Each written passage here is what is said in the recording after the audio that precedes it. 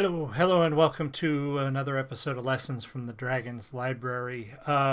This is sort of a spontaneous show. I was reading a couple articles today, and they kind of got me fired up and thinking about some of the things that we deal with as writers and authors, whether it be independent or traditional.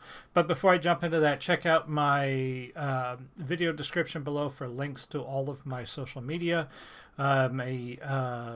The books that I have written that are available on Amazon. Boy, that words. I'm having trouble with words this afternoon. Also, if you're looking for beard products, or gifts for the beard in your life, check out the beardstruggle.com. You can use my code there to save 15%, the code being BeardWizard99. That's also in the video description below. It's the only ads you're going to find on my content. You can also see the link to my Subscribe page down there to help keep these videos, all of my content, ad-free. That helps support the channels, helps support new games, everything, new projects, new writing projects, and things like that. So check all that stuff out. Before we get too far into this, as I was finalizing my research for this discussion, this show, which will be an interactive show. If you're watching the live recording, ask me questions. If I go over something too fast or you want links or more explanation or descriptions, please ask me questions. I want this to be an interactive show. So I do respond to the chat. I will talk back and forth with you and everything. That's how all of my shows are done, including the Lessons from the Dragon's Library. But as I was setting this up, I saw the news that Ben Bova recently passed. So I wanted to take a minute to talk about Ben. He's, an award-winning science fiction writer. Chances are, if you are a reader or writer of science fiction, you have at least heard of Ben or read many of his books, especially if you're into classic science fiction.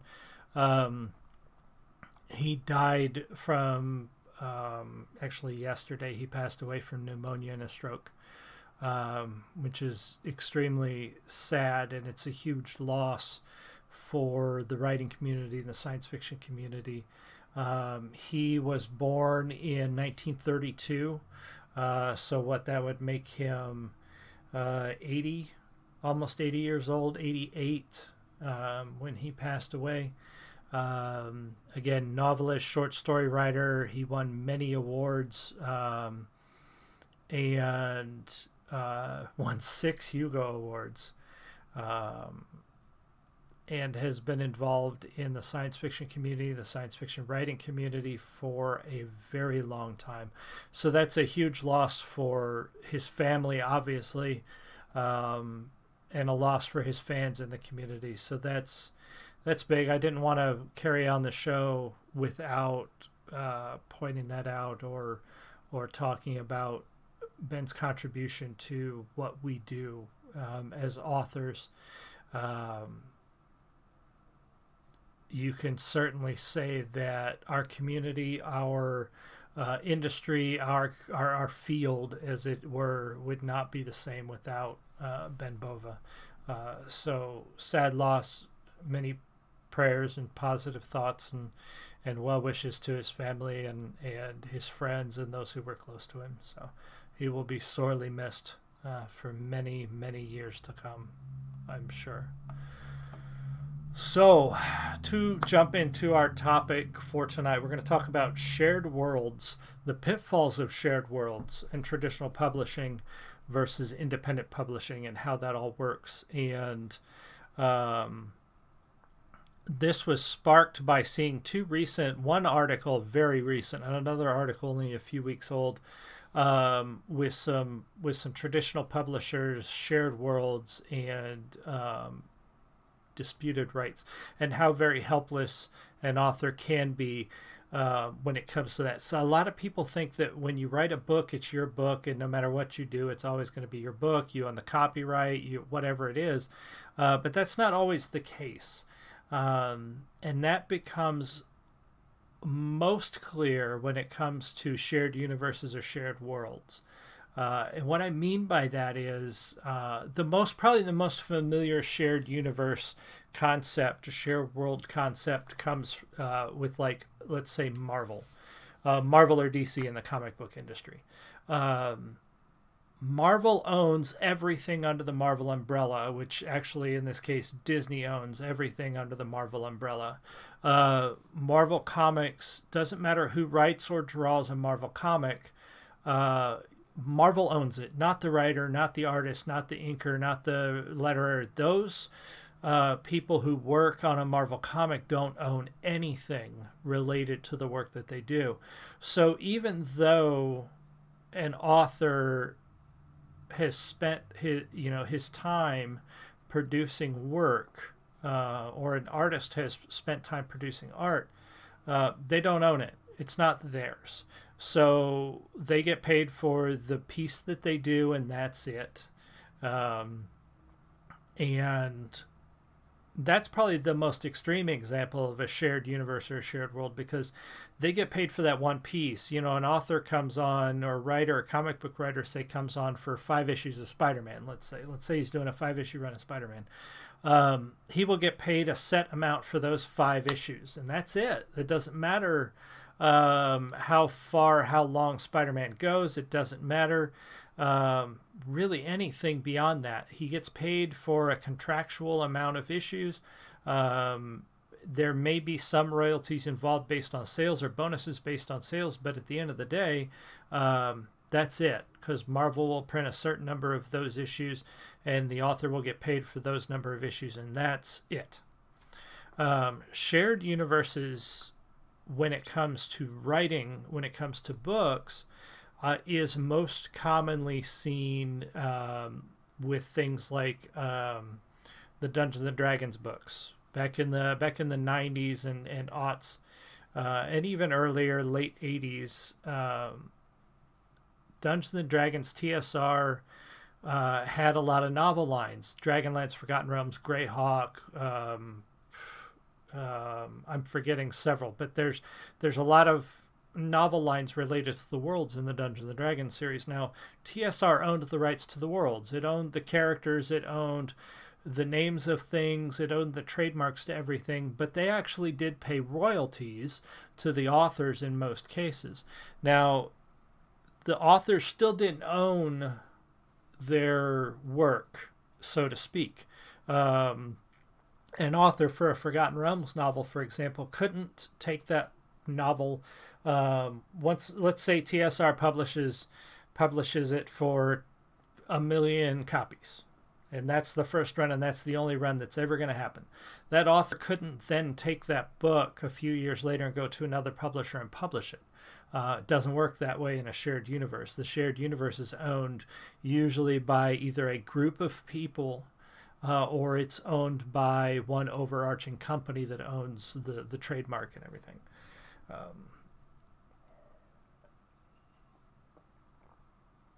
So while that used to be a huge dream, like that used to be one of my dreams as an author, I grew up reading Dragonlance novels. Some of my favorite books fall within the Dragonlance series. And all I wanted as a budding new author was to write for TSR.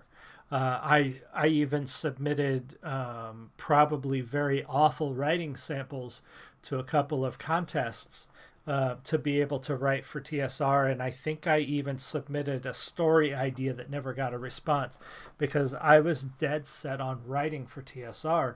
And this was way back before I knew the pitfalls and the sort of struggles of being an author under a shared world that's owned by a major corporation. And mainly it comes down to, once your run is done, it's done. You can't continue on. Like the 3 books that I've currently published, and now one of those is a weird example. We're going to talk about that in a minute. But let's say my first novel, Embers of Liberty, I can sell as many copies of that as I want.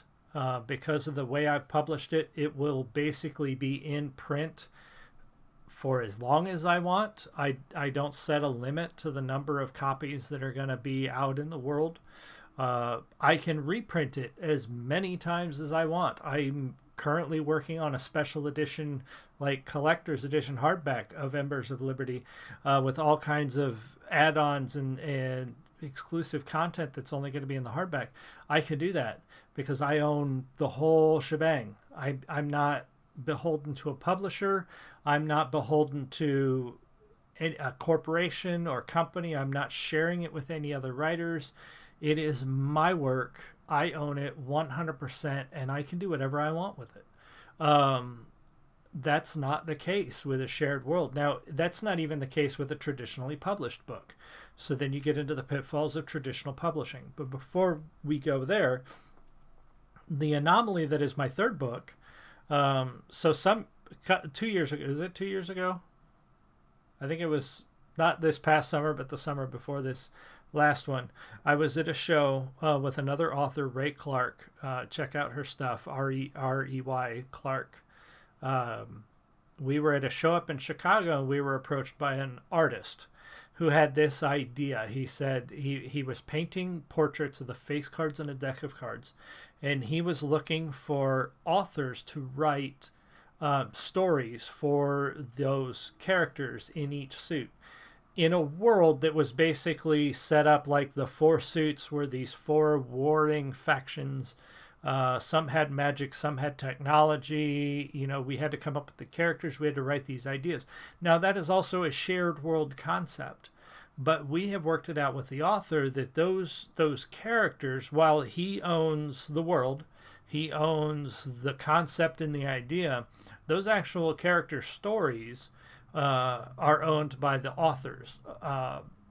And we've worked it out that way so that if, let's say in this 4-author, 1-artist team, so we've got 5 people, let's say somebody comes to, well, let's step back a second. Let's say somebody goes to Wizards of the Coast and wants to make a Dragonlance movie. The only people that are going to get paid is Wizards of the Coast. Margaret, Weis, and Tracy Hickman, who essentially created the Dragonlance universe, won't get anything, as far as I understand.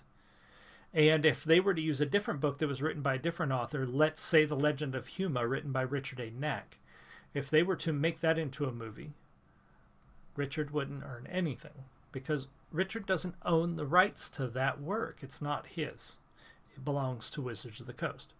Now, in our example, in the example of my book, The Realm of Thrall, in the Realm of Thrall world that involves all of us, if somebody came to me or came to the artist and said, I want to make a movie about just the spades, the suit that I chose to write about, there would be a shared sort of royalty concept between myself and the artist. The artist obviously owns the most of it. It was his idea. It was his concept. It's his art. We get that. He built the world in a manner of speaking. He didn't build the whole world, though, because the spades characters, their personalities, the way they interact with each other, the way their magic works, all of that stuff is my creation. He basically gave me 2 paintings because he didn't have 2 of them done yet, and said, write these characters. And I wrote the characters. I sent him into him. He approved the characters. I wrote more stories, and we'll move on from there. That's also a shared universe, but it's much different than Marvel or Wizards of the Coast / TSR's concept of the shared world idea. But then when you get into traditional publishing, you're still sort of at the mercy of a publisher. If you take your book to Del Rey or Random House or Penguin Books, whatever it may be, and you're going to get a contract. You're going to get a contract that said, here's what we're going to do for you, and here's what you can't do, basically, with your own work. Because Del Rey or Penguin or whatever is not going to give you free reign to do whatever you want with the material that they're going to publish for you. They're not going to let you go off on your own and make your own collector's edition of your book. Now, if you came to them and said, I'd like to make a collector's edition, here's what I'd want to do with it, they may do that. They may think that's a good idea, but they're not going to let you do that on your own. It doesn't matter whether you wrote it or not. If you get approached, unless it's in your contract, if you get approached by a movie studio that wants to make a movie of your book, they're not going to just let that happen. they're going to want to cut. Unless you have some special exclusive contract that says the publisher can't be involved with any, extra media, or, like, you can get those contracts worked out, but chances are when a publishing company comes to you and offers you a deal, they're going to want the whole package. And they're going to say, we want exclusive for first publishing rights. We want exclusive, translation rights in multiple companies. We want, or countries. We want exclusive mass media rights. They're going to want all of that, especially if they believe it could be a TV show or a movie. With the way people are making those now, based on anything popular, there's a good chance they're going to want that. So that's some of the pitfalls that's some of the overall how it works with publishing, traditional publishing, shared universe publishing, and so on. Now, some very specific examples that I want to get into about why this can often be to your detriment when you're dealing with shared worlds and shared universes. So I'm going to step back a little bit to October. I'm looking at boingboing.net, an article on October 19th, 2020, titled Margaret Weis and Tracy Hickman Sue Wizards of the Coast After It Abandons a New Dragonlance Trilogy. Okay, so a little history for those of you who don't know. TSR used to be the company that published Dungeons and Dragons, and along with that, they also published novel lines for their worlds, the worlds that the game existed in, and one of those worlds was Dragonlance. Now, the Dragonlance saga started with 3 books, commonly called the Dragonlance Chronicles, but you had Dragons of Autumn Twilight, Dragons of Winter Night, and Dragons of Spring Dawning. They were written by 2 authors, Margaret Weis and Tracy Hickman. They actually worked for TSR, and this is one of the ways that the contract that they had, it was so easy to sort of, for lack of a better term, screw them when it came to formulating this contract, because they worked for the company that was going to publish the book. And if you've ever worked for a company like that before, a creative company, a lot of times you sign contracts initially before you even start working there that say anything I create for you becomes your property, anything that I make becomes your property, all of this stuff that basically signs away your rights as a creator if you create anything for the company. A lot of people that work for, say, software companies will have a similar deal. If you come up with a new way to, say, make buildings explode in a video game while you're working for our company, we're going to own that. That's basically how that kind of thing works. So Weis and Hickman worked for TSR, and originally the first book was being written by another author, and TSR didn't like it.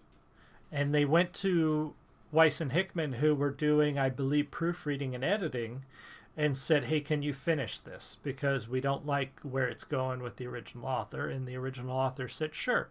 Or Weis and Hickman said, yeah, we can do that.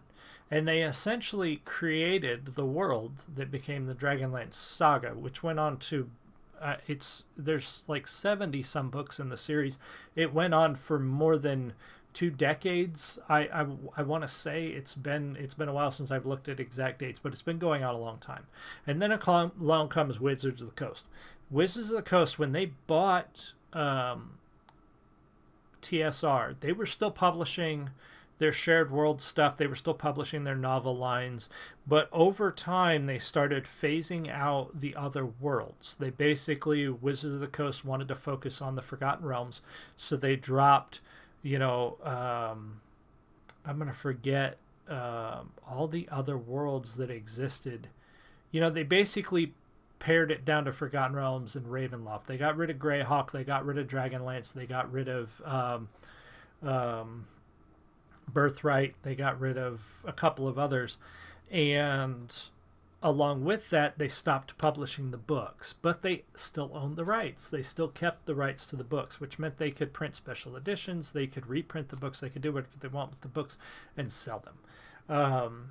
But a lot of people who loved Dragonlance for the novels wanted more. They wanted Weis and Hickman to come back and write more. It was a common topic when I would go to Gen Con and there would be a Q&A session about, what's Wizards of the Coast going to do with D&D next time? What are they going to do with the novels? It came up a lot about what about Dragonlance, especially when Weis and Hickman were on the panel. What about Dragonlance?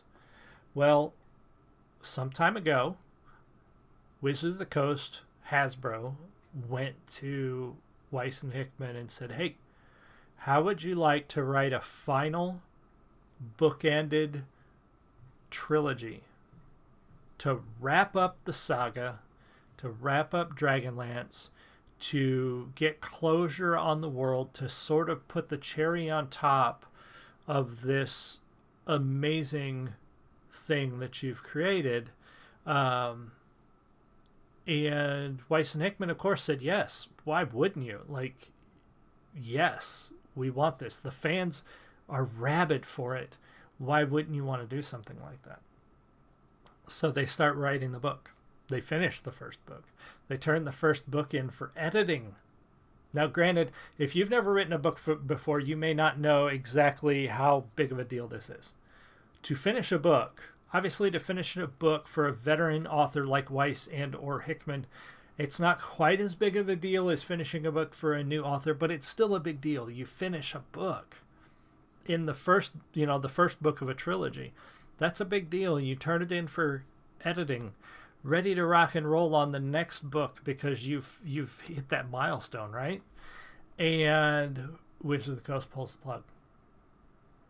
They say, nope, we're done. The company pulled the plug in August, and Weis and Hickman blame controversies at the company itself. The lawsuit specifies at nearly the exact point in time of the termination, defendant, Wizard of the Coast, was embroiled in a series of embarrassing public disputes whereby non-Dragonlance publications were excoriated for racism and sexism. Moreover, the company itself is vilified by well-publicized allegations of misogyny and racist hiring and employment practices by and with respect to artists and employees unrelated to Dragonlance. Plaintiff creators, Weis and Hickman, are informed and believe and base thereon allege that a decision was made jointly by defendant and its parent company Hasbro to deflect any possible criticism or further public outcry regarding defendant's other properties by effectively killing the Dragonlance deal. They let Weis and Hickman write a full book and pull the plug. I'm sorry, that makes me a little upset. I can only imagine what it would feel like to finish a whole book. It takes some authors, for example, according to the lawsuit, Weis and Hickman agreed with Wizards of the Coast to produce the new novels in 2017. So 3 years ago, they agreed to start this process. 3 years later, so over 3 years of hard work, stress, plotting, characterization, figuring out what they're going to do, getting it all together, writing back and forth, pull the plug. Like that makes me so angry. And what's even worse about this is of all the Dungeons and Dragons properties out there, Dragonlance has been one of the most inclusive, one of the most well accepted, one of the most accepting novelizations that I can think of. I mean, the main premise of the original Dragonlance saga was a group of friends save the world. A group of friends including, 1, 2, 3, 4 women. 1, 2, 3, 4, 5, 6 dudes.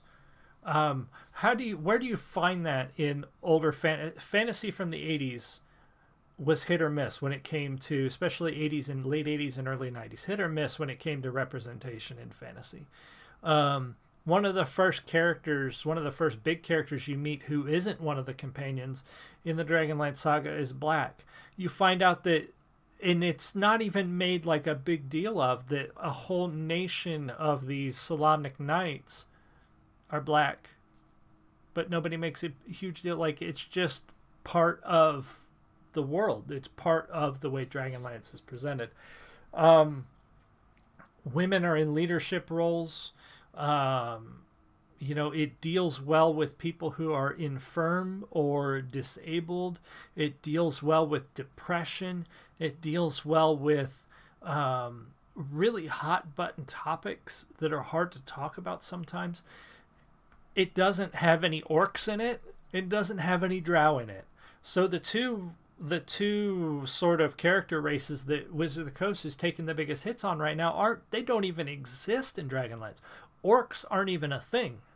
So I don't understand why they pulled the plug, but that is the pitfall of working with a shared world. Because Weis and Hickman initially, and I don't blame them. If you were offered the chance to just create a novel, like you had no idea what it was going to become. Your employer wants you to help finish a project. You're capable. You love the project. Sure, I'll do it. And then it becomes massive, but it's too late. You had no idea what you were in for when you originally started this thing.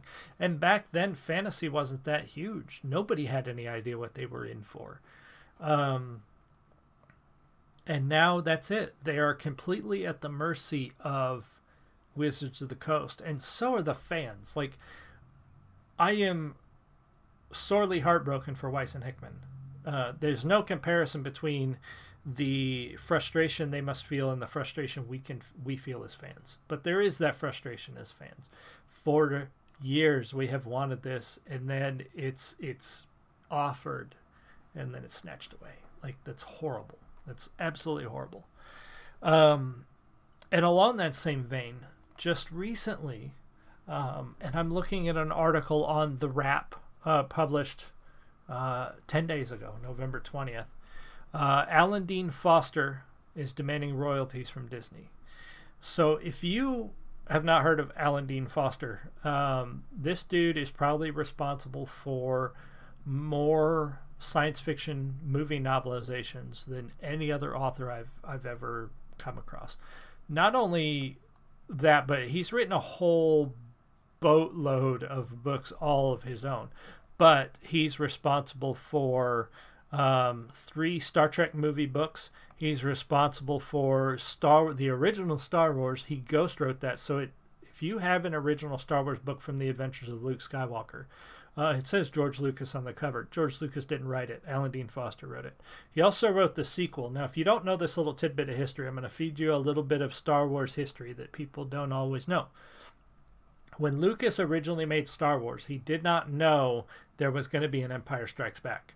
He actually banked on Star Wars failing, and shortly after its release, he went to Alan Dean Foster and he said, write a sequel. Let's write a sequel in case we don't get another movie. And so Alan Dean Foster wrote Splinter of the Mind's Eye, which is complete. This is where you get the idea of what Star Wars looked like before Empire and Jedi. If you want to get the most clear view of what it was like to see the Star Wars movie, the original Star Wars, without being able to then just watch all the other ones, read Splinter of the Mind's Eye. Because in Star Wars, we don't know all the things that we know when we get done with Jedi. So in Splinter of a Mind's Eye, if I remember right, there's a love interest between Leia and Luke, because we don't know they're siblings until later. There's all kinds of little things in there that when you take just Star Wars itself and pull it out and write a second book based only on what's in Star Wars, you're going to get a much different perspective on the world, so to speak. He also wrote the novelization of The Force Awakens. He wrote the Alien movie novelizations. It looks like all of them. Alien, Aliens, Alien 3, Alien Covenant, and Alien Covenant Origins. He wrote the Terminator Salvation book. He wrote some Transformer novelizations. He also wrote Clash of the Titans, The Black Hole, The Last Starfighter, Starman, and the Chronicles of Riddick, along with many, many others. So Alan Dean Foster is huge when it comes to science fiction and science fiction novelizations. So, according to an open letter that was sent to the Science Fiction Association. Alan Dean Foster has been asking to be paid, basically, for Star Wars books that he wrote that are still in print that he hasn't paid for since Disney acquired Lucasfilm in 2012, including the original Star Wars and Splinter of the Mind's Eye, which are both still in print. You can still order those, and which means he should be getting royalties from those. They also, because they acquired Fox, he hasn't been getting paid royalties since 2019 for the Alien books that he wrote. Now, Disney is claiming that they have been trying to get with him, and the hitch is that Alan Dean Foster won't sign an NDA, and Disney doesn't believe that they are beholden to the contract that he had with his original publisher. Now, this is the big crux, and this is why this case is important for authors, because Disney is saying, because Alan had a contract with Disney, or a contract with, or not Disney, a contract with Lucasfilm, or a contract with Fox, that Disney's not beholden to those contracts. So they're basically saying, I can take his work, since I bought it from this other company, and I do whatever I want with it and not have to pay Alan anything. That's horseshit. Pardon my language if that bothers you, but here's the real reason. And Robinette Cowell from the Science Fiction Association, this is exactly what she said, and this is what worries me the most about this, and other things like WotC buying TSR, and Hasbro WotC buying TSR.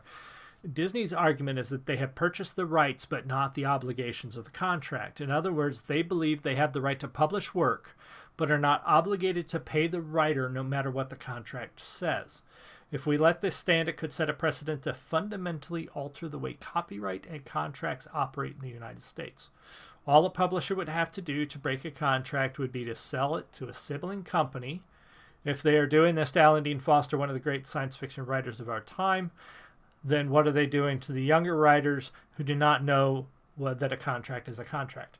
And that's the big point right there. That's the big thing to take away from shared worlds and traditional publishing and those pitfalls, is if Random House, for example, decided they wanted to stop paying royalties, they could just sell it to a subsidiary or a sister company and then just say, well, we're not beholden to that contract anymore. We just bought the rights to this book and we can do whatever we want with it, and we can stop paying the author. That's why this is such a key case that cannot go unfought, cannot go unanswered. It could really, really ruin an already shaky traditional publishing industry if this becomes an acceptable practice. It would also mean that in the event, let's say you get publishing rights and movie rights from Random House, and then Random House gets bought by Disney, and Disney decides they want to make a movie of your book, but they don't have to pay out your contract for the movie rights. They'll just make the movie because they just bought the right. Do you see where this can become a problem if you go traditional publishing? So at the end of the day, what am I saying with all this? I'm saying be careful. Really think long and hard about what you want to do. I'm not saying independent publishing is better than traditional publishing. I'm not saying it's safer.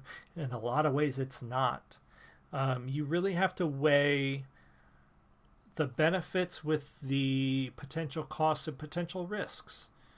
For me as an independent author, the costs are not substantial, but they're there. I don't have anybody to help me with a cover. I don't have anybody to help me with an editor. I don't have anybody to help me get books into stores. I don't have anybody to send me author copies that I can go sell at shows. I have to do all that on my own. I have to make the cover. If I want to pay a cover artist, I have to pay them out of my pocket. If I want to pay an editor, I have to pay out of my pocket, and so on and so forth. But the benefit is there's little risk. If I'm smart about it, I won't lose money. As a matter of fact, this year it looks like I will make a little bit of money. Not much, but I will make a little bit of money.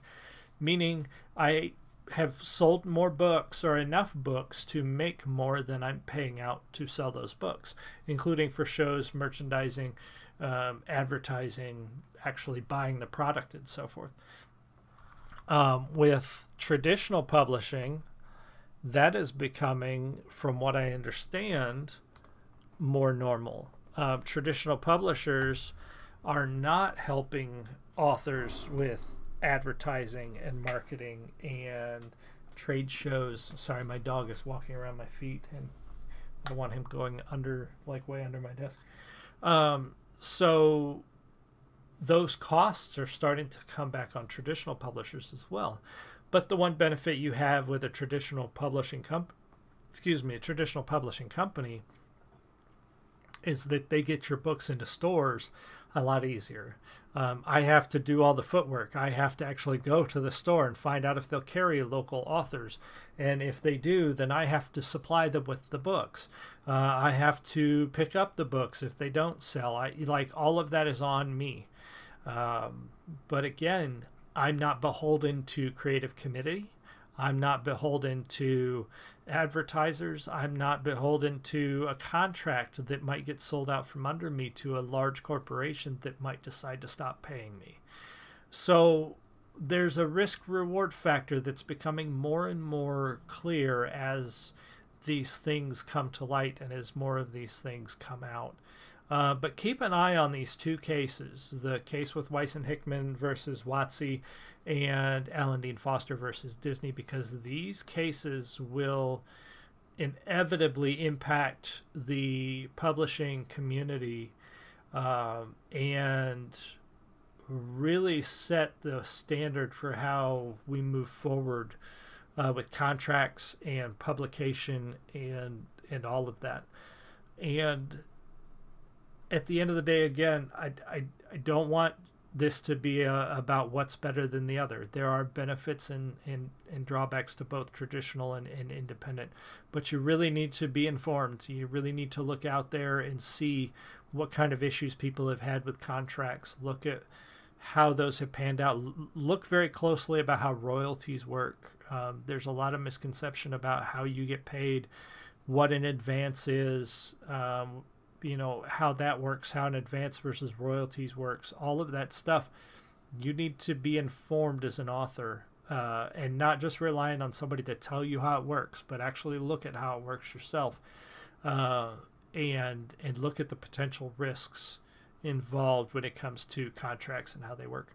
So that's about it. What are we at? 40 minutes discussing this. A little bit less of a writing lesson and more of hopefully an informative thing. If it was informative, let me know. If you're watching the recording, be sure to like, comment, subscribe. Let me know what you think about the show. Also drop something. Go to my Twitter feed so you can find the link to my Twitter down in the description below. I need more topics to talk about on Lessons from the Dragon's Library. I will keep coming up with things, but I want to know what you want to hear about. So I don't want to just be that person who has a podcast or a show and just talks about whatever I think is important for a writer or what was important to me. I want to know what's important to you. I listened to a lot of writing podcasts for a while, and they became extremely repetitive over time. It was a lot of don't show or show, don't tell, and characterization. It became very repetitive topics that everybody was talking about. And there were things that were like, well, that doesn't cover what I want to know. Like, I know that. I've heard that 10 times. Let's talk about something else. So I want to know those things that you aren't hearing out there and you want my take on. And let me know that on Twitter or here in the comments.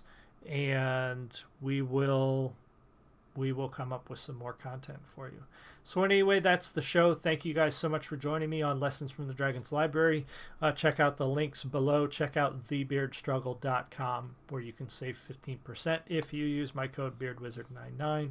Check out more of the streaming and all the shows there. Say hi to me on social media, and I will see you next time. As always, much love. You guys have a good night.